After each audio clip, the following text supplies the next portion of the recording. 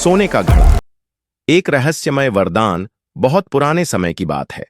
पहाड़ों और घने जंगलों से घिरे एक छोटे से गांव रामपुर में गोविंद नामक युवक अपने माता पिता और छोटी बहन के साथ गरीबी में जीवन बिताता था।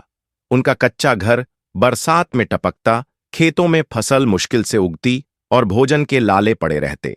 फिर भी गोविंद का दिल साफ, कर्मठ और भगवान में अटूट श्रद्धा से भरा था। गोविंद तड़के उठकर खाली पेट दूसरों के खेतों में काम करने जाता था। मां बीमार रहती थीं और बहन स्कूल जाना चाहती थी, पर पैसों की कमी से पढ़ाई बीच में छूट गई थी। गांव के कुछ लोग उसे तिरस्कार की नजर से देखते थे, पर कुछ बुजुर्ग उसकी ईमानदारी की सराहना करते थे। एक दिन गोविंद जंगल से लकड़ियां काटते समय रास्ता भटक गया।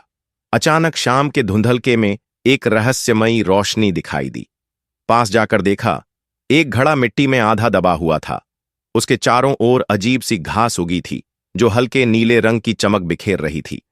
जैसे ही गोविंद ने घड़े को उठाया, एक ठंडी हवा का झोंका आया और दूर से एक गूंजती फुसफुसाती आवाज आई, जो इस घड़े की लालसा करेगा वह खो देगा जो सबसे प्रिय है। घड़ा भारी था, फिर भी गोविंद ने साहस किया और उसे घर तक ले आया। रास्ते भर उसे लगा कि पेड़ उसे घूर रहे हैं और हवा कुछ कह रही है। घर पहुंचकर जब गोविंद ने घड़े को खोला तो उसमें से सुनहरे उजाले के साथ सोने के सिक्के बरस पड़े। मां की आंखों में आंसू आ गए। बहन खुशी से चिल्ला पड़ी। गोविंद ने बिना विलंब किए सबसे पहले गांव के मंदिर में जाकर धन्यवाद दिया। गोविंद ने अपने परिवार के लिए घर बनाया, बहन को पढ़ने भेजा, गांव के गरीबों के लिए कुआं खुदवाया। लेकिन जैसे ही वह दूसरों की मदद करने लगा, कुछ लालची लोग उसकी संपत्ति पर नजरें गड़ाने लगे। उन्होंने गोविंद को बहकाने की कोशिश की, शहर जाकर बड़ा व्यापार करने की सलाह दी। एक रात कुछ लोग उसे समझाने आए। तू अकेला क्या करेगा इतने धन का, चलो मिलकर धंधा करें। गोविंद ने सोचा, क्या वह अपने सपनों का महल बनाए? पर तभी उसे फिर वही रहस्यमयी आवाज सुनाई दी, चेतावनी देती हुई। वह कांप उठा और विनम्रता से सबको मना कर दिया।